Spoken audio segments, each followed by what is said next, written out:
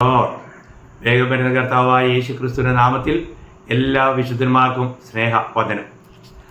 കർത്താവ് കൃപയാൽ നമുക്കൊരു ദിവസം ഇവിടെ നൽകിയല്ലോ. ഓരോ ദിവസവും നമുക്ക് തരുമ്പോൾ നമ്മൾ കർത്താവിൻ്റെ വരവിലേക്ക് ഒന്നുകൂടെ അടുക്കുകയാണ്. അല്ലെങ്കിൽ നമ്മൾ ഈ ലോകത്തൊന്നും യാത്ര ചെയ്യാനുള്ള ഒരു ദിവസം കൂടെ ഇവിടെ അടുത്ത് വന്നിരിക്കുക. നമ്മുടെ ഒരുക്കങ്ങളൊക്കെ എത്രമാത്രം നന്നായി നടക്കണം. വിളിക്കപ്പെട്ട എല്ലാവർക്കും ഒരു പ്രത്യാശയുണ്ട്. നമ്മുടെ കർത്താവ് വരും, നാം കർത്താവിനോട് ചേരും. ഇല്ലെങ്കിൽ നമ്മളിവിടെ നിന്ന് വിളിക്കപ്പെടും, നമ്മളങ്ങ് പോകും, നമ്മൾ കർത്താവിൻ്റെ സന്നിധിയിലേക്ക് ചെല്ലും. അപ്പോൾ ആ ഒരുക്കങ്ങളിൽ നമ്മളായിരിക്കുന്നു. അപ്പം ഞാൻ ഇന്ന് നിങ്ങളോട് സംസാരിക്കുന്നത് ആത്മനിറവിനെ കുറിച്ചാണ്. അപ്പോൾ ഇന്നലെ ആത്മാവിൻ്റെ അഭിഷേകത്തെക്കുറിച്ച് പറഞ്ഞപ്പോൾ എനിക്ക് പലരും ഫോൺ ചെയ്ത് പറഞ്ഞു, ഇതിന്ന് എപ്പോഴും സഭയിൽ കേട്ടുകൊണ്ടിരിക്കുന്ന ഒരു കാര്യമാണ്, അഭിഷേകം ഇറങ്ങി വരുന്നു, അഗ്നി ഇറങ്ങി വരുന്നു, നിങ്ങൾ സ്വീകരിക്കാൻ തയ്യാറായിക്കോ എന്നൊക്കെ പറയുന്ന പ്രസ്താവനകളൊക്കെ ഒരുപാട് എപ്പോഴും കേൾക്കാറുണ്ട് എന്ന് ചിലർ വിളിച്ച് പറയാനിടയായി. പ്രിയമുള്ളവരെ, നമ്മളൊരു കാര്യം പ്രത്യേകം മനസ്സിലാക്കുക, അഭിഷേകം എല്ലാ വ്യക്തികളും, തിരഞ്ഞെടുക്കപ്പെട്ട എല്ലാ വ്യക്തികൾക്കും ദൈവത്തിൻ്റെ പ്രവൃത്തിക്ക് വേണ്ടിയുള്ള, നിയോഗത്തിന് വേണ്ടിയുള്ള അഭിഷേകമാണ്. അവർ ഈ അഭിഷേകം ഒരിക്കലും ആരുടെയും മേൽ സെപ്പറേറ്റ് അല്ല, എല്ലാവർക്കും ഉണ്ട്. അത് ക്രിസ്തുവിൽ വസിക്കുന്നവർക്കാണ്, കർത്താവിലായിത്തീർന്നവർക്കാണ്, നമ്മളെ ക്രിസ്തുവിലാക്കി വെച്ചിരിക്കുന്നു. അപ്പോൾ അവരവൻ്റെ തലയിലൊഴിച്ചത് താടിയിലൂടെ അങ്ങ് പാദം വരെ എത്തുന്ന അനുഭവം, അത് കർത്താവിൻ്റെ ശരീരമാകുന്ന സഭയിൽ വസിക്കുന്നവർക്ക് മാത്രം ലഭിക്കുന്ന അനുഭവമാണ് ഈ അഭിഷേകം എന്നുള്ളത്. അത് മറ്റൊരു നിലയിലും വ്യാഖ്യാനിക്കേണ്ട ഒരു കാര്യമേ അല്ല. ഓക്കെ, അപ്പോൾ ഇന്ന് നമ്മൾ പരിശുദ്ധാത്മ നിറവിനെ കുറിച്ചാണ്. ഈ നിറവിനെ കുറിച്ചുള്ള കാര്യത്തിൽ എന്തെല്ലാം തെറ്റായ വ്യാഖ്യാനം അറിയോ? ചിലർ നിറവാണ് പരിശുദ്ധാത്മ സ്നാനമായിട്ട് കാണുന്നത്. പ്രിയമുള്ളവരെ, പരിശുദ്ധാത്മ സ്നാനം എന്നുള്ളതിൻ്റെ കാര്യം വേറെയാണ്, അത് ശരീരത്തോട് ചേരുവാനാണ്. എന്നാൽ ഇവിടുത്തെ നിറവ് എന്നുള്ളത് നമ്മൾ കർത്താവിനെ സാക്ഷിക്കുവാൻ, അല്ലെങ്കിൽ ക്രിസ്തുവിനെ ജീവിക്കുവാനുള്ള നമ്മൾക്ക് ലഭിക്കേണ്ട ഒരു വലിയ ശക്തിയാണ് ഈ നിറവ്. അതിനെക്കുറിച്ച് ഞാൻ ചില കാര്യങ്ങൾ തിരുവനന്തപുരത്ത് പറഞ്ഞിരിക്കുന്നത് നിങ്ങൾ ഓർപ്പിക്കാം. ഒരുപാട് ഇതൊക്കെ തെറ്റായിട്ട് വ്യാഖ്യാനിക്കുകയും പഠിപ്പിക്കുകയും ചെയ്യുന്നുണ്ട്. അത് നമ്മൾ തിരുത്തണം, നമ്മളതിൻ്റെ യാഥാർത്ഥ്യം ശരിക്കും മനസ്സിലാക്കണം. അപ്പോൾ അതിൻ്റെ ആധാരമായിട്ട് ഞാൻ ആദ്യം എഫേസ്യർ ലേഖനം 5-ാം അധ്യായം അതിൻ്റെ 18-ഉം 19-ഉം വാക്യം വായിക്കാം. വീഞ്ഞു കുടിച്ച് മത്തരാകരുത്, അതിനാൽ ദുർനടപ്പുണ്ടാകുമല്ലോ. ആത്മാവ് നിറഞ്ഞവരായി സങ്കീർത്തനങ്ങളാലും സ്തുതികളാലും ആത്മീയ ഗീതങ്ങളാലും തമ്മിൽ സംസാരിച്ചും നിങ്ങളുടെ ഹൃദയത്തിൽ കർത്താവിന് പാടിയും കീർത്തനം ചെയ്തും നമ്മുടെ കർത്താവായ യേശു ക്രിസ്തുവിൻ്റെ നാമത്തിൽ ദൈവവും പിതാവുമാവിന് എല്ലായ്പ്പോഴും എല്ലാറ്റിനു വേണ്ടിയും സ്തോത്രം ചെയ്തുകൊള്ളുവിൻ. 20 പോയി. അപ്പോൾ ഇവിടുത്തെ അതിൻ്റെ 19-ാം വാക്യത്തിൻ്റെ ആരംഭത്തിലാണ് ആത്മാവ് നിറഞ്ഞവരായി എന്നാണ് മലയാളത്തിൽ. എന്നാൽ ആത്മാവിൽ നിറഞ്ഞവരാകുവിൻ എന്നാണ് യഥാർത്ഥത്തിൽ ഒറിജിനൽ ഭാഷയിൽ.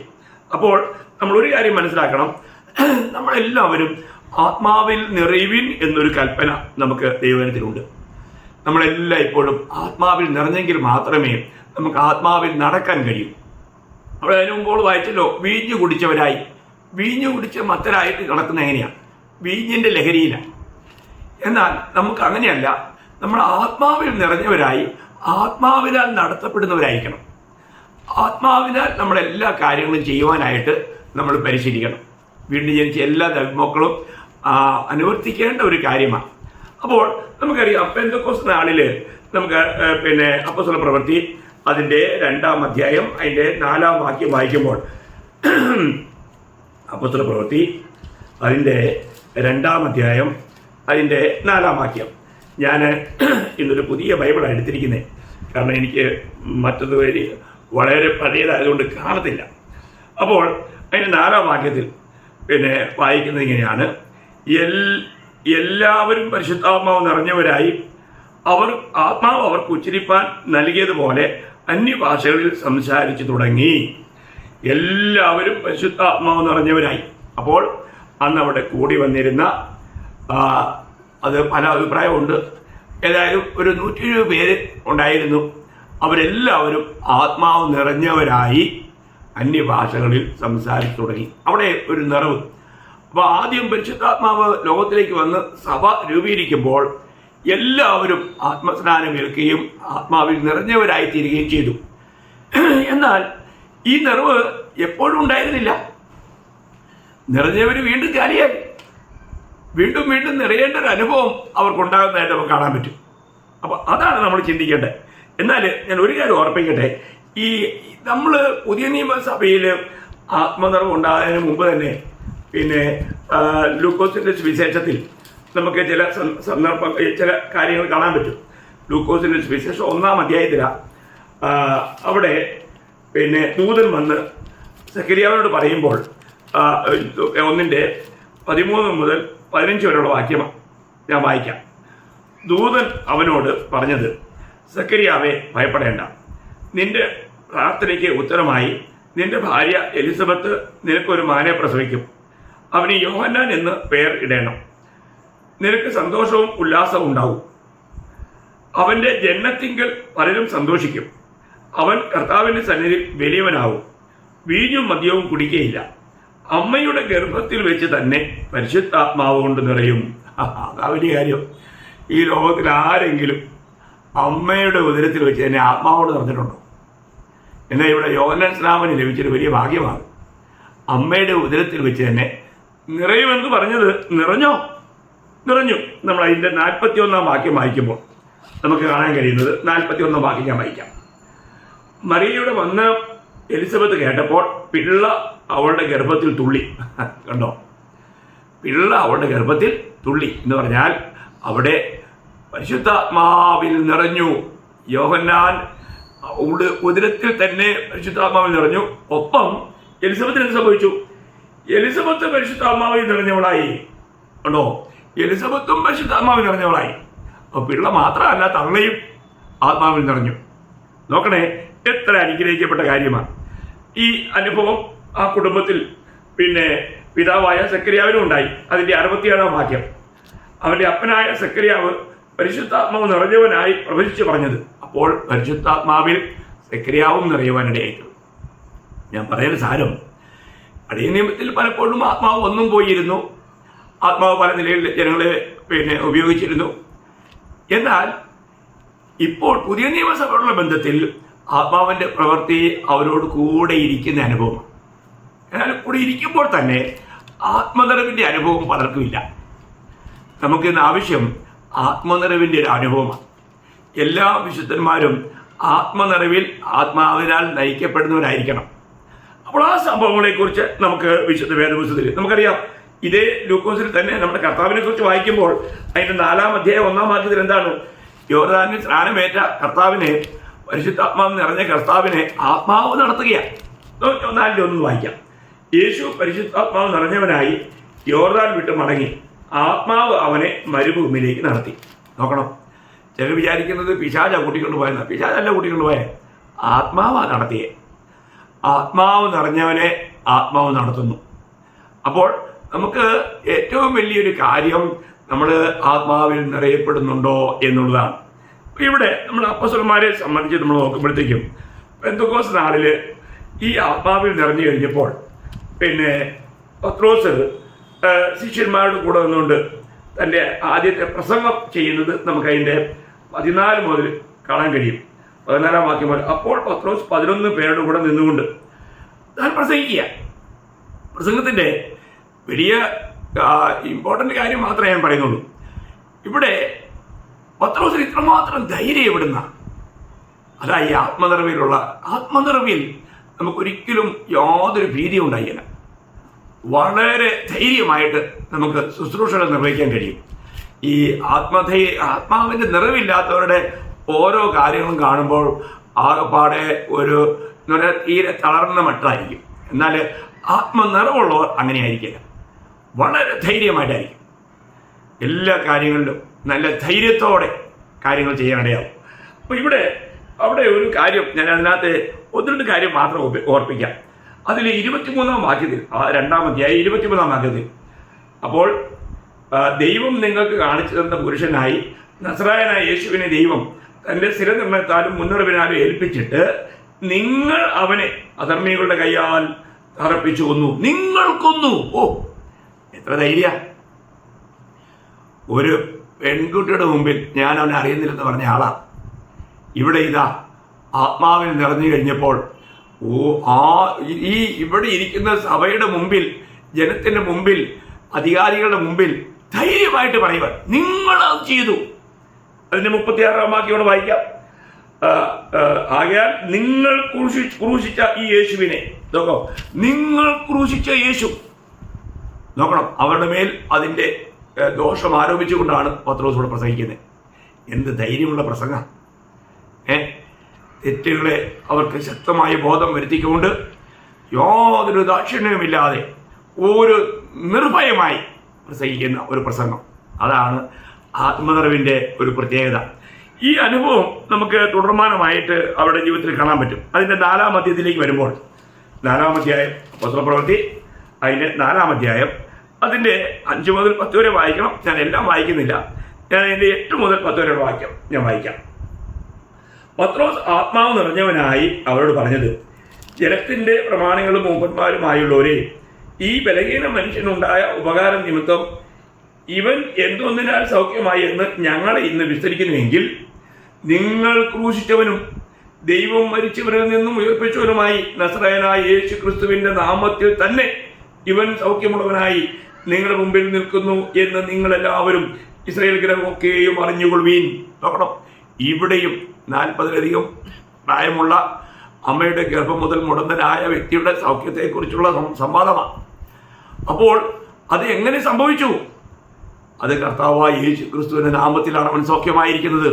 നിങ്ങൾക്കൊന്ന ആ യേശു ഉയർത്തെഴുന്നേറ്റിരിക്കുന്നു. എത്ര ധൈര്യമായ പ്രസ്താവനയാ! എത്ര അതാണ് ആത്മനിറവിൻ ശുശ്രൂഷ. ഏത് സ്ഥലത്തും ഏത് സമയത്തും നമുക്ക് ഈ ആത്മനിറവിൽ നമുക്ക് ശുശ്രൂഷിക്കുവാൻ കഴിയണം. അതിൻ്റെ തന്നെ ഈ പ്രതികൂലങ്ങളെല്ലാം ഉണ്ടായി കഴിഞ്ഞപ്പോൾ അവർക്ക് വലിയ ഭീഷണി ഉണ്ടായി. ഞാൻ അപ്പോൾ ചിന്തിക്കുണ്ടായി, പത്രോസൊക്കെ പറഞ്ഞതുപോലെ അത്ര ധൈര്യമായിട്ട് പ്രതികൂലത്തിൽ പറയുവാൻ നമുക്ക് കഴിയുമോ? അവരോട് പറഞ്ഞു, അതിൻ്റെ അതേ 4-ന്റെ 18 മുതൽ, പിന്നെ അവരെ വിളിച്ചിട്ട് യേശുവിന്റെ നാമത്തിൽ അശേഷം സംസാരിക്കരുത്, ഉപദേശിക്കുകയും അരുത് എന്ന് കൽപ്പിച്ചു. അതിന് പത്രോസ് യോഹന്നാനും, ദൈവത്തെക്കാൾ അധികം നിങ്ങളെ അനുസരിക്കുന്നത് ദൈവത്തിന്റെ മുൻപാകെ ന്യായമോ എന്ന് വിധിപ്പിൻ. എന്തൊരിതാ! ഞാൻ അപ്പോൾ ഒരു സംഭവം ഒക്കെ ഉണ്ടായി. ഇവിടെ ഈ നാസിക്കിൽ 12 വർഷം കൂടുമ്പോൾ ഒരു കുംഭമേള നടക്കാറുണ്ട്. അപ്പം ഇതിനു മുമ്പിലത്തെ കുംഭമേളയിൽ പിന്നെ ആ സമയത്ത് ഇവിടുത്തെ പോലീസ് കമ്മീഷണർ എല്ലാ ശുശ്രൂഷകന്മാരെയും വിളിച്ചിട്ട് ഒരു മീറ്റിംഗ് നടത്തി. അപ്പോൾ നമ്മുടെ എല്ലാം ഫോൺ നമ്പർ അവരുടെ ഉണ്ട്. അവർ ഫോൺ വിളിച്ച് പറഞ്ഞ് സമയത്ത് ഞങ്ങളെല്ലാവരും കൂടി ഏകദേശം ഒരു 250 പേര്, അതിനകത്ത് അച്ഛന്മാരും മെത്രാന്മാരും പിന്നെ മറ്റുള്ള CNAയിലെ, റോമൻ കാത്തലിക്കിലെ, മാർത്തോമായിലെ, യാക്കോബായിലെ, മറ്റ് എന്തൊക്കെ സമൂഹങ്ങളിലെ ബ്രദറുടെ എൽഡേഴ്സ് എല്ലാവരും അവരൊരുമിച്ച് കൂട്ടിയിട്ട് പറഞ്ഞു, ഒരു വലിയ ഒരു പ്രസ്താവന എന്ന് പറഞ്ഞാൽ, ഈ കുംഭമേള നടക്കുമ്പോൾ ഇവിടെ നിങ്ങൾ ക്രിസ്ത്യാനികൾ എന്ത് ചെയ്യും? ആ സമയത്ത് ട്രാക്റ്റുകൾ കൊടുക്കുകയും അത് വലിയ പ്രശ്നങ്ങൾ സൃഷ്ടിക്കുകയും ചെയ്യും. അതുകൊണ്ട് ഒരു കാരണവശാലും അങ്ങനെ ചെയ്യരുത്. കാരണം ഇത് ലോകം മുഴുവൻ കാണുന്നതാണ്. അത് ഇന്ത്യക്ക് അപമാനമാകും. അങ്ങനെയുള്ളവരെ വലിയ കഠിന ശിക്ഷയ്ക്ക് പാത്രമാകും. അതുകൊണ്ട് അങ്ങനെ ചെയ്യരുത് എന്ന് പറഞ്ഞ്, എന്നിട്ട് ആരെങ്കിലും അങ്ങനെ ചെയ്യുന്ന കണ്ടാൽ നിങ്ങൾ ഞങ്ങളെ അറിയിക്കണം, അവരെ ഞങ്ങൾ ഉടനെ അറസ്റ്റ് ചെയ്ത് ജയിലിലിടും. ഇങ്ങനെയുള്ള ചില സംഭാഷണങ്ങളും കാര്യങ്ങളൊക്കെ ഉണ്ടായി. ചുരുക്കമായി പറയട്ടെ, എല്ലാവരും ഞങ്ങൾ നിങ്ങളോട് സഹകരിക്കാം, ഞങ്ങൾ അങ്ങനെ ചെയ്യാം എന്ന് പറഞ്ഞു. അപ്പോൾ ഞാൻ മുൻനിരയിൽ തന്നെയാണ് എന്നെ ഇരുത്തിയത്. ഞാൻ ഒന്നും മിണ്ടിയില്ല. അത് ഈ കമ്മീഷണർ വളരെ നോട്ട് ചെയ്തു. എല്ലാവരും വളരെ സന്തോഷമായിട്ട് അദ്ദേഹത്തെ സന്തോഷിപ്പിക്കാനായിട്ട് എല്ലാം പറഞ്ഞു. മാത്രമല്ല അവരാരും ഇതൊന്നും പറയാറുമില്ല. ഏതായാലും ഈ മീറ്റിംഗ് എല്ലാം കഴിഞ്ഞപ്പോൾ ഇതേ എൻ്റെ അടുത്ത് വന്നു. അപ്പം എല്ലാം കഴിഞ്ഞപ്പോൾ എൻ്റെ അടുത്ത് വന്ന് ചോദിച്ചു, പിന്നെ നിങ്ങൾ മാത്രം ഒന്നും പറഞ്ഞില്ലല്ലോ, ബാക്കി എല്ലാവരും സപ്പോർട്ട് ചെയ്യാമെന്ന് പറഞ്ഞു, നിങ്ങൾ മാത്രം ഒന്നും പറഞ്ഞില്ലല്ലോ എന്ന് പറഞ്ഞു. അപ്പോൾ ഞാൻ ഹിന്ദി ബൈബിളാണ് കൊണ്ടുപോയിരുന്നത്. ഞാൻ ഈ വാക്യം അദ്ദേഹത്തോടൊന്ന് വായിപ്പിച്ചു. ഞാൻ 19 വാക്യം 4:19. അതിൽ പത്രോസ് യോഹന്നാനും, ദൈവത്തെക്കാൾ അധികം നിങ്ങളെ അനുസരിക്കുന്നത് ദൈവത്തിന് മുമ്പാകെ ന്യായമോ എന്ന് വിധിപ്പിൻ. നിങ്ങൾ പറ. കാരണം ഇത് കർത്താവിൻ്റെ കൽപ്പനയാണ് എല്ലാവരോടും പറയണമെന്നുള്ളത്. നിങ്ങൾ പറയരുതെന്ന് പറ. നിങ്ങളുടെ വാക്ക് കേൾക്കണോ ദൈവത്തിന് വാക്ക് കേൾക്കണോ? ഉടനെ അതേ എന്നോട് എന്നെ പറഞ്ഞറിയോ, നിങ്ങൾക്ക് അനുവാദം തന്നിരിക്കുന്നു, നിങ്ങൾക്കും നിങ്ങളുടെ കൂടെയുള്ളവർക്കും ചെയ്യാം. ഇത് ഇവിടെ അനുഭവിച്ച കാര്യമാണ്, നമ്മൾ മനസ്സിലാക്കണം. അപ്പം നമ്മൾക്കത് ധൈര്യമായിട്ട് അവരോട് പറയുവാൻ നമുക്ക് ഈ ദൈവത്തിൻ്റെ വചനം എടുത്ത് പറയണമെങ്കിൽ എന്ത് വേണം?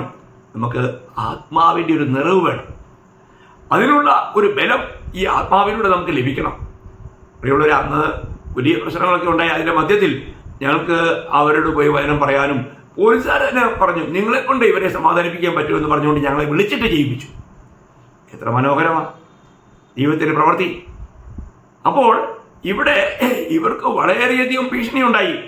ഉടനെ അവരെന്ത് ചെയ്യുന്നറിയാമോ? അതിൻ്റെ 29 മുതൽ 31 വരെ വായിക്കുമ്പോൾ, ഇപ്പോഴോ കർത്താവെ അവരുടെ ഭീഷണികളെ നോക്കണമേ, സൗഖ്യമാക്കുവാൻ നിന്റെ കൈ നീട്ടുന്നതിനാലും നിന്റെ പരിശുദ്ധദാസനായ യേശുവിന്റെ നാമത്തിൽ അടയാളങ്ങളും അത്ഭുതങ്ങളും ഉണ്ടാകുന്നതിനാലും നിന്റെ വചനം പൂർണ്ണ ധൈര്യത്തോടുകൂടെ പ്രസ്താവിപ്പാൻ നിന്റെ ദാസന്മാർക്ക് കൃപ നൽകണമേ. ഇങ്ങനെ പ്രാർത്ഥിച്ചപ്പോൾ അവർ കൂടിയിരുന്ന സ്ഥലം കുലുങ്ങി. എല്ലാവരും പരിശുദ്ധാത്മാവ് നിറഞ്ഞവരായി ദൈവവചനം ധൈര്യത്തോടെ പ്രസ്താവിച്ചു. എല്ലാവരും ധൈര്യത്തോടെ പ്രസ്താവിച്ചു. എല്ലാവരും ആത്മാവ് നിറഞ്ഞവരായി. നമ്മളൊരു കാര്യം മനസ്സിലാക്കണം, ഇവിടെ ആത്മനിറവ് തുടർമാനമായിട്ട് ഇങ്ങനെയുള്ള ആത്മനിറവിൻ്റെ അനുഭവങ്ങൾ. അപ്പോൾ ഇതിനു മുൻപ് ആത്മനിറവ് ഉണ്ടായിരുന്നവരാ, പക്ഷേ ആ സമയത്ത് ആത്മനിറവ് ഇല്ലായിരുന്നു. വീണ്ടും ഒരു ആത്മനിറവിന് വേണ്ടി ദൈവത്തോട് ഈ പ്രതികൂലത്തിൻ്റെ മധ്യത്തിലൂടെ കടന്നു പോകാൻ ആവശ്യമായ ദൈവാത്മശക്തിക്ക് വേണ്ടി പ്രാർത്ഥിച്ചപ്പോൾ അവരെല്ലാവരും ആത്മാവിനാൽ നിറയപ്പെട്ടു. നോക്കണേ, അപ്പോൾ നമ്മൾ പ്രാർത്ഥിക്കുമ്പോൾ തന്നെ നമ്മൾ എന്തുണ്ടായിരിക്കും? ഒരു സമർപ്പണം ഉണ്ടായിരിക്കും. ഇതാണ്. അപ്പോൾ ഇവിടെ ആദിമസഭയിൽ മേശയുടെ ശുശ്രൂഷയിൽ ഒരു സ്വല്പം കുശുശുപ്പൊക്കെ ഉണ്ടായി, പ്രൂപ്പുണ്ടായി, നിങ്ങൾക്കറിയാം. എല്ലാം കൂടെ വിശദമായിട്ട് പറയാൻ നമുക്ക് പറ്റിയല്ലോ. അപ്പോൾ മേശ ശുശ്രൂഷിക്കാനായിട്ട് അപ്പോസ്തലന്മാരെ കൊണ്ട് അത് പറ്റിയല്ല. കാരണം അവരുടെ ശുശ്രൂഷ മറ്റൊരു നിലയാണ്.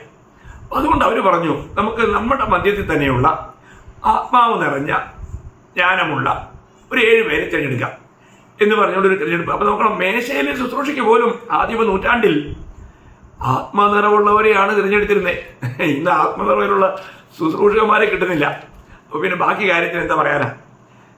അപ്പോൾ അവിടെ നമ്മൾ അതിൻ്റെ ആകയാൽ 6-ാം അധ്യായം, അപ്പോസ്തലപ്രവൃത്തി 6-ാം അധ്യായം 3-ാം വാക്യം, ആകയാൽ സഹോദരന്മാരെ ആത്മാവും ജ്ഞാനവും നിറഞ്ഞ നല്ല സാക്ഷ്യമുള്ള 7 പുരുഷന്മാരെ നിങ്ങളിൽ തന്നെ തിരഞ്ഞുകൊള്ളുവിൻ, അവരെ ഈ വേലയ്ക്കാക്കാം. നോക്കണം, അവിടെ നല്ല ആത്മാവും വേണം, ജ്ഞാനവും വേണം, നല്ല സാക്ഷ്യവും വേണം. ഇതൊക്കെയാ നമ്മളൊരു കാര്യം മനസ്സിലാക്കണം. ആത്മീയ ജീവിതം, ആത്മീയ ഗോളം എവിടെ നിൽക്കുന്നു പ്രിയമുള്ളവരെ? അപ്പോൾ നമുക്ക് ശുശ്രൂഷകളിൽ എപ്പോഴും ആത്മനിറവിന് ശുശ്രൂഷയായിരിക്കണം. അത് യഥാർത്ഥ ജ്ഞാനമാകുന്ന ക്രിസ്തുവിനെ തന്നെയായിരിക്കണം. നമ്മുടെ ജ്ഞാനം എന്നുള്ളത് ലോകത്തിലെ ജ്ഞാനമല്ല, കർത്താവായ യേശു ക്രിസ്തുവാണ് നമ്മുടെ ജ്ഞാനം. അത് 1 കൊരിന്ത്യർ 1:24-ലും 30-ലും പറയുന്നുണ്ട്. അപ്പോൾ ഈ യഥാർത്ഥ ജ്ഞാനം, ഈ ക്രിസ്തുവിൽ ജ്ഞാനികളായ, അതുപോലെ തന്നെ സാക്ഷ്യമുള്ള, സാക്ഷ്യം ഇന്ന് സാക്ഷ്യമില്ലല്ലോ, യഥാർത്ഥമായ നല്ല സാക്ഷ്യമുള്ളവരായിരിക്കണം. അങ്ങനെ അവർ 7 പേരെ തിരഞ്ഞെടുത്തു. അതിലൊരാളായിരുന്നു സ്തെഫാനോസ്. നമുക്ക് സ്തെഫാനോസിന്റെ ജീവിതത്തെക്കുറിച്ച് വായിക്കുമ്പോൾ അതിൻ്റെ 5-ാമത്തെ വാക്യം, ഈ വാക്ക് കൂട്ടത്തിനൊക്കെയും ബോധ്യമായി വിശ്വാസവും പരിശുദ്ധാത്മാവും നിറഞ്ഞ പുരുഷനായ സ്തെഫാനോസ്, ഫിലിപ്പോസ്, അങ്ങനെ 7 പേരെ അവർ തിരഞ്ഞെടുത്തു. എന്നിട്ട് ഈ സ്തെഫാനോസിന്റെ ജീവിതത്തിൽ എന്താ ഉണ്ടായത്? സ്തെഫാനോസിന്റെ ജീവിതത്തെക്കുറിച്ച് നമ്മളൊന്ന് പഠിക്കുന്നത് നല്ലതാണ്. അതിൻ്റെ 8 മുതൽ 10 വരെ വായിക്കുമ്പോൾ, അനന്തരം സ്തെഫാനോസ് കൃപയും ശക്തിയും നിറഞ്ഞവനായി ജനത്തിൽ വലിയ അത്ഭുതങ്ങളും അടയാളങ്ങളും ചെയ്തു. അപ്പോൾ സ്തെഫാനോസ് അവിടെ ശുശ്രൂഷയ്ക്ക് വേണ്ടി മുമ്പോട്ട് വന്നു. എന്നാൽ അതിൻ്റെ 10-ാം വാക്യം, അവൻ സംസാരിച്ച ജ്ഞാനത്തോടും ആത്മാവോടും എതിർത്ത് നിൽപ്പാൻ ആർക്കും കഴിഞ്ഞില്ല. നോക്കണം, അതാ ദൈവത്തിൻ്റെ വാഗ്ദത്തം. കർത്താവിന് വേണ്ടി നമ്മൾ മുമ്പോട്ട് ഇറങ്ങുമ്പോൾ കർത്താവ് നമ്മളെ ശക്തീകരിക്കും. ഈ വാഗ്ദത്തം നിങ്ങൾക്കറിയാം. ലൂക്കോസിന്റെ സുവിശേഷത്തിൽ 21-ാം അധ്യായത്തിൽ ഈ വാഗ്ദത്തം നമുക്ക് കാണാൻ കഴിയും. 21-ന്റെ 15-ാം വാക്യമാണ്, നിങ്ങളുടെ എതിരികൾക്ക് ആർക്കും ചെറുപ്പാനോ എതിർ പറയുവാനോ കഴിയാത്ത വാക്കും ജ്ഞാനവും ഞാൻ നിങ്ങൾക്ക് തരും. ഇങ്ങനെയുള്ള അനുഭവങ്ങളൊക്കെ ദൈവമക്കൾക്ക് വേണം കേട്ടോ. എപ്പോഴും അനേക ഇടങ്ങളിൽ ദൈവത്തിൻ്റെ ആത്മാവിലുള്ള ഇങ്ങനെയുള്ള അനുഭവങ്ങൾ ധാരാളമായി ആസ്വദിച്ചുകൊണ്ട് ജീവിക്കുന്ന ഒരു വ്യക്തിയാണ് എളിയവനായ ഞാൻ. കൃപയാൽ അതൊക്കെ പറയുന്നതിൽ വലിയ സന്തോഷമുണ്ട്. അത് യാതൊരു അതിനകത്ത് നിഗളവുമില്ല. കർത്താവിൻ്റെ കൃപ എന്ന് മാത്രമേ പറയുന്നുള്ളൂ. കർത്താവ് കൃപയാൽ ഈ കാര്യങ്ങളൊക്കെ വേണ്ടി ഒരുക്കി നടത്തുന്നു. പ്രിയമുള്ള ദൈവജനമേ, നമ്മൾ മനസ്സിലാക്കണം, നമ്മുടെ ജീവിതത്തിൽ ഏത് പ്രതികൂലത്തിൻ്റെ മധ്യത്തിലും ഈ പരിശുദ്ധാത്മ നിറവുണ്ടെങ്കിൽ നമുക്കതിനെയൊക്കെ അതിജീവിച്ച് കർത്താവിനെ ഉയർത്തി കാണിക്കാൻ കഴിയും. അപ്പോൾ വീണ്ടും നമ്മൾ കാണുന്നത് അത് അതിൻ്റെ 7-ാം അധ്യായത്തിലേക്ക് വരുമ്പോൾ ഈ പരിശുദ്ധാത്മാവിൽ നിറഞ്ഞുള്ള ശുശ്രൂഷയിൽ സ്തഫാനോസിന് വളരെ പ്രതികൂലമുണ്ടായി. താനാണല്ലോ സഭയിലെ ആദ്യത്തെ 1ാമത്തെ രക്തസാക്ഷി. അപ്പോൾ ഇവിടെ നമ്മൾ വായിക്കുമ്പോൾ അതിൻ്റെ ഒരുപാട് കാര്യങ്ങളുണ്ട്. അതിൻ്റെ 54-ാം വാക്യം, ഇത് കേട്ടപ്പോൾ അവർ കോപപരവശരായി അവന്റെ നേരെ പല്ല് കടിച്ചു. അവനോ പരിശുദ്ധാത്മാവ് നിറഞ്ഞവനായി സ്വർഗത്തിലേക്ക് ഉറ്റുനോക്കി ദൈവമഹത്വവും ദൈവത്തിന്റെ വലത്ത് ഭാഗത്ത് യേശു നിൽക്കുന്നതും കണ്ടു. നോക്കണേ, ആത്മനിറവ് പ്രതികൂലത്തിന്റെ മധ്യത്തിൽ തന്റെ ദാസനെ ആത്മാവിൽ നിറച്ച് സ്വർഗം തുറന്ന് എത്ര പ്രകാശവർഷങ്ങൾക്ക് അപ്പുറമാ. ചിന്തിക്കണം, സിംഹാസനത്തിൽ ഇരിക്കുന്ന കർത്താവ് നിൽക്കുന്നതായിട്ടാണ് കണ്ടേ. തൻ്റെ ദാസനെ എതിരേൽക്കുവാൻ വലിയവനായ ദൈവം എഴുന്നേറ്റ് തന്നെ ആദരിക്കുക, കൈക്കൊള്ളുകയാണ്. എത്ര വിലപ്പെട്ട കാര്യമാണ്. പ്രേമരെ, ആത്മനിറവിൻ ജീവിതത്തിൽ നമുക്കെപ്പോഴും സ്വർഗീയമായ കാഴ്ചപ്പാടിലൂടെ മുമ്പോട്ട് പോകാൻ കഴിയും. നിത്യതയുടെ കാഴ്ചപ്പാടിൽ ഇന്ന് അനേർക്കും നിത്യതയുടെ കാഴ്ചപ്പാടില്ല. അത് ഈ ആത്മനിറവ് നമുക്ക് തുടർമാനമായിട്ട് ആത്മനിറവിന് അനുഭവം വേണം. നമ്മുടെ എത്ര ആത്മാവ് നിറഞ്ഞാലും അടുത്ത ക്ഷണത്തിൽ ചിലപ്പോൾ നമ്മുടെ ഈ നിറവങ്ങ് പോകും കേട്ടോ. നമുക്കൊരു പെട്ടെന്നൊരു കോപമുണ്ടായാൽ, അല്ല തെറ്റായിരിക്കുന്ന നെഗറ്റീവ് ചിന്താഗതികൾ ഉണ്ടായാൽ അതിലൂടെയൊക്കെ ഈ ആത്മാവിൻ്റെ നിറവങ്ങ് പോകും. വീണ്ടും നമ്മൾ ആത്മാവിന് നിറയണം. നമുക്ക് ഈ ജഡത്തിൽ നമ്മൾ വസിക്കുന്നിടത്തോളം കാലം ഇന്നത്തെ നിറവ് നമുക്ക് നാളത്തേക്ക് ഉണ്ടായില്ല. നാളെ വീണ്ടും നമ്മൾ നിറയേണ്ട ആവശ്യമുണ്ട്. ഇത് ഓരോ ദിവസവും നമ്മൾ നിറയുവാൻ നമ്മൾ കടപ്പെട്ടവരാണ്. എങ്കിൽ മാത്രമേ നമുക്കൊരു ശരിയായ നിലയിലുള്ള ഒരു ആത്മീയ ജീവിതം സാധിക്കുകയുള്ളൂ. അപ്പോൾ ആത്മനിറവിൽ ജീവിതം നയിച്ച മറ്റൊരു വ്യക്തിയാണ് ബർന്നബാസിനെ കുറിച്ച് നമ്മൾ അതേ അപ്പോസ്തല പ്രവൃത്തി 11-ാം അധ്യായം. ഒരുപാട് പറയാനുണ്ടെങ്കിലും എനിക്ക് സമയം നോക്കുമ്പോൾ സമയമൊന്നും കൂടുതലായിട്ട് അനുവദിക്കുന്നില്ല. അതുകൊണ്ട് മാത്രം ഞാൻ സ്വല്പം വേഗത്തിൽ പോകുന്നു. 11-ാം അധ്യായം അതിൻ്റെ അവിടെ യെരൂശലേം സഭയ്ക്ക് അന്യജാതിക്കാരായിരിക്കുന്ന കുറച്ച് പേര് വിശ്വാസത്തിൽ വന്നത് കേട്ടപ്പോൾ ഈ ബർന്നബാസിനെ അവരുടെ മധ്യത്തിൽ അയക്കുന്നു. അതിൻ്റെ 22 മുതൽ വായിക്കാം. അവരെക്കുറിച്ചുള്ള ഈ വർത്തമാനം യെരൂശലേമിൽ സഭ ചെവിയിലെത്തിയപ്പോൾ അവർ ബർന്നബാസിനെ അന്ത്യോക്യയോട് പറഞ്ഞയച്ചു. അവൻ ചെന്ന് ദൈവകൃപ കണ്ട് സന്തോഷിച്ചു. എല്ലാവരും ഹൃദയ നിർണയത്തോടെ കർത്താവിനോട് ചേർന്ന് നിൽപ്പാൻ തക്കവണ്ണം പ്രബോധിപ്പിച്ചു. അവൻ നല്ല മനുഷ്യനും, ബർന്നബാസ്, അവൻ നല്ല മനുഷ്യനും പരിശുദ്ധാത്മാവിനാലും വിശ്വാസത്താലും നിറഞ്ഞവനുമായിരുന്നു. വളരെ പുരുഷാരം കർത്താവിനോട് ചേർന്നു. അപ്പോൾ അന്യജാതികളോട് ചെറിപ്പോയവരൊന്നും അധികം വചനം പറഞ്ഞില്ല. എന്നാൽ കുറച്ച് പേര് അവർ പറയാനിടയായി തീർന്നു. അങ്ങനെയാണ് അവിടെ അന്യജാതിക്കാരായിട്ടുള്ള അനേകര് വിശ്വാസത്തിൽ കടന്നു വരാനിടയായി. അവരുടെ മധ്യത്തിലാണ് ബർന്നബാസ് വന്നിട്ട് ദൈവം ചെയ്ത കൃപ കണ്ട് സന്തോഷിക്കാനിടയായി. തൻ്റെ അനുഭവം പറയാണ്. താൻ എങ്ങനെയുള്ള ആളായിരുന്നു? അവൻ ആത്മാവിൽ നിറഞ്ഞവനായിരുന്നു, വിശ്വാസത്തിൽ നിറഞ്ഞവനായിരുന്നു. എത്ര നല്ല സാക്ഷ്യമാണ്. അതാ പ്രിയമുള്ളവരെ, നമ്മൾ വളരെ ആത്മനിറവോടെ ജീവിക്കുവാൻ നമ്മൾ ഉത്സാഹിക്കണം. ഇത് ബർന്നബാസിനെ കുറിച്ചുള്ള അനുഭവമാണ്. മറ്റൊരു പൗലോസിനെ കുറിച്ചൊരു അനുഭവം ഞാൻ പറയാം.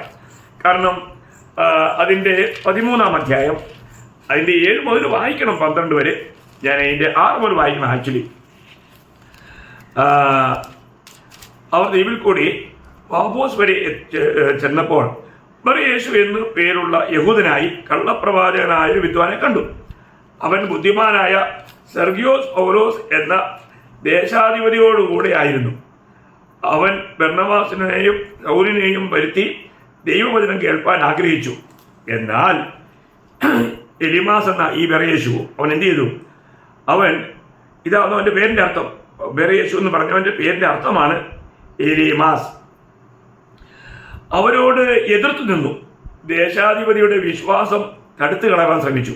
അപ്പോൾ പൗലോസ് എന്നു പേരുള്ള ശൗൽ പരിശുദ്ധാത്മപൂർണനായി അവനെ ഉറ്റുനോക്കി. നോക്കണം, ഇവിടെ ഈ പ്രതികൂലത്തിന്റെ മധ്യത്തിൽ പൗലോസ് ആത്മപൂർണനായി തിരികെയാണ്. എന്നിട്ട് സകല കപടവും സകല ദൂർത്തും നിറഞ്ഞവനെ, പിശാചിന്റെ മകനെ, സർവ്വനീതിയുടെയും ശത്രുവേ, കർത്താവിന്റെ നേർവഴികളെ മറിച്ചു കളയുന്നത് നീ മതിയാക്കിയില്ലയോ? ഇപ്പോൾ കർത്താവിന്റെ കൈ നിന്റെ മേൽ വീഴും. അത് സംഭവിച്ചു. ബാക്കിയുള്ളവർക്ക് നിങ്ങൾക്ക് അറിയാം, ഞാനത് കൂടുതൽ വിശദീകരിക്കുന്നില്ല.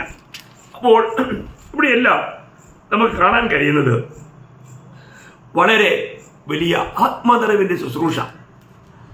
പൗലോസിലേക്ക് ആത്മനിറവിലൂടെ അനേക ഇടങ്ങളിൽ വചനം അറിയിച്ചു. അനേക എതിർപ്പുകൾ ഉണ്ടായി. അനേകരും അവരെ അവിടെ എങ്ങും നിർത്താതെ ഓടിക്കുമ്പോൾ കുറേ ആൾക്കാരൊക്കെ വചനം കേട്ട് വിശ്വസിച്ചു. അവരെ ഒന്നുകൂടെ ചേർത്ത് നിർത്തി അവരെ കാര്യങ്ങളൊക്കെ പഠിപ്പിച്ച് ആ അധ്യായം അവസാനിക്കുമ്പോൾ നമ്മളവിടെ വായിക്കുന്നത് ഇങ്ങനെയാണ്.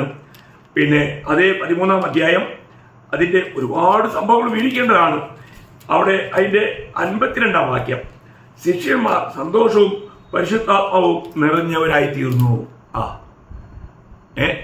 ശിഷ്യന്മാർ അവിടെ പുതുതായിട്ട് കടന്നു വന്ന ശിഷ്യന്മാരെല്ലാം അവരുടെ അനുഭവം പറയാം. അവർ സന്തോഷവും പരിശുദ്ധാത്മാവും നിറഞ്ഞവരായി തീർന്നു. അപ്പോൾ പൗലോസും ബർന്നബാസും അവരെ പ്രോത്സാഹിപ്പിച്ച് അവരെ കർത്താവിൽ ഉറപ്പിച്ചു. കാരണം അവരുടെ 48-ാം വാക്യത്തിൽ വായിക്കുന്നുണ്ട്, നിത്യജീവനായി നിയമിക്കപ്പെട്ടവരെല്ലാവരും വിശ്വസിച്ചു. ഒരു വലിയ കൂട്ടം വിശ്വസിച്ചു. എന്നാൽ മറ്റൊരു കൂട്ടം അവരെ അവിടുന്ന് തള്ളി ഓടിച്ചു വിടുകയാണ്. പ്രിയമുള്ളവരെ, നമുക്ക് എപ്പോഴും ഒരു ആത്മനിറവിൻ ജീവിതം വളരെ അനിവാര്യമാണ്. ഞാൻ കുറച്ച് ദിവസം മുമ്പ് നടന്നൊരു സംഭവം പറഞ്ഞാൽ നിർത്താം. നമ്മുടെ ഒരു സഹോദരൻ, ഹിന്ദു കുടുംബത്തിൽ നിന്ന് വന്നൊരു സഹോദരൻ രക്ഷിക്കപ്പെട്ട് വന്നു കഴിഞ്ഞപ്പോൾ അദ്ദേഹത്തിൻ്റെ ഭാര്യയും അദ്ദേഹത്തിൻ്റെ അനിയനും കൂടി രാവിലെ 4 മണിക്ക് ഞങ്ങളുടെ വീട്ടിൽ വന്ന് ഭയങ്കര വിപ്ലവം ഉണ്ടാക്കി. അപ്പോൾ ഞാൻ 3 മണി മുതൽ പ്രാർത്ഥനയിൽ ആത്മാവിൽ നിറഞ്ഞ് കർത്താവിനെ മഹത്വപ്പെടുത്തിക്കൊണ്ടിരിക്കുമ്പോഴാണ് ഇവിടെ വരവ്. വന്ന് ഭയങ്കര തെരുവിളി, ഭൂലോകത്തിലെങ്ങും ഇല്ലാത്ത വൃത്തികേട്, ഭയങ്കര ഒച്ചത്തിൽ ബിൽഡിങ് ഇളക്കും. അതിരാവിലെ 4 മണിക്ക് സമയം. ഗ്രേസ് വന്നപ്പോൾ ഗ്രേസിനെ എടുത്തെറിഞ്ഞു. ഇവിടെ ഇരുന്ന ഗ്ലാസും കാര്യമെല്ലാം പൊട്ടിച്ചു, പൂക്കളെല്ലാം വലിച്ചെറിഞ്ഞു. ആകപ്പാടെ ഇവിടെ ഒരു വല്ലാത്ത പരിവം ഉണ്ടാക്കി. നമ്മളിങ്ങനെ പ്രാർത്ഥനയോടെ ഇരിക്കുക. വളരെ ശാന്തമായിട്ട് അവരോട് ദൈവാത്മാവിൽ ഇടപെടാനിടയായി.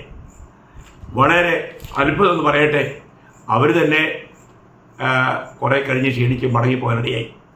ഞാൻ പറഞ്ഞതിന് സാരം, ദൈവത്തിൻ്റെ ആത്മാവിൽ നിറഞ്ഞ ഒരു അനുഭവത്തിലല്ലെങ്കിൽ നമുക്ക് എങ്ങനെയായിരിക്കാം ആ സമയത്ത് നമ്മൾ അഭിമുഖീകരിക്കുക? നമ്മൾ ചിന്തിക്കണം, വീട്ടിൽ കടന്നു വന്ന് ഭയങ്കര വിപ്ലവം, എല്ലാം തല്ലി ഉടക്കുക, പലതും വെച്ച് എറിഞ്ഞു. എന്നാലും എൻ്റെ പേര് കൊണ്ടില്ല അത്. എനിവേ, ഞാൻ പറയുന്ന സാരം, പ്രിയമുള്ളവരെ, നമുക്കൊരു ആത്മനിറവിൻ ജീവിതം എത്ര അനിവാര്യമാണ്. ഞാൻ സാധാരണ പറയാറുണ്ട്, ഒരു പട്ടി മനുഷ്യനെ കടിച്ചാൽ വലിയ വാർത്തയൊന്നുമല്ല, എന്നാൽ മനുഷ്യൻ പട്ടിയെ കടിച്ചാൽ അതൊരു വലിയ വാർത്തയാണ്. ഇതുപോലെ ഒരു ദൈവപൈതൽ മറ്റുള്ളവരെ എന്തെങ്കിലും മോശമായിട്ടൊരു സംസാരം, ഒരു വാക്കുപോലും വന്നാൽ അത് വലിയൊരു സംസാരമായിരിക്കും.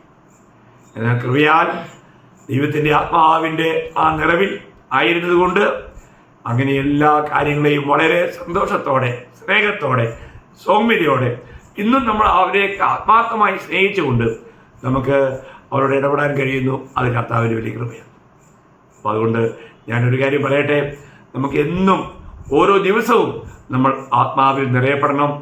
ഇത് ഓരോ ഭക്തൻ്റെയും കർത്തവ്യമാണ്. ഇത് ദൈവത്തിന് നമ്മളോടുള്ള കൽപ്പനയാണ്. ആ കാര്യം നമ്മൾ സൂക്ഷിക്കണം. ആത്മനിറവിൻ ജീവിതം നമ്മൾ എന്ത് ചെയ്യണം? നമ്മളെ ദൈവത്തിലേക്ക് വന്ന് ദൈവത്തിലേക്ക് മുഴങ്ങാൻ മടക്കി നമ്മളെ തന്നെ സമർപ്പിക്കണം. പ്രാർത്ഥന എന്ന് പറയുമ്പോൾ തന്നെ അവിടെ സമർപ്പണമാണല്ലോ. എന്നിട്ട് നമ്മൾ എന്ത് പറയണം?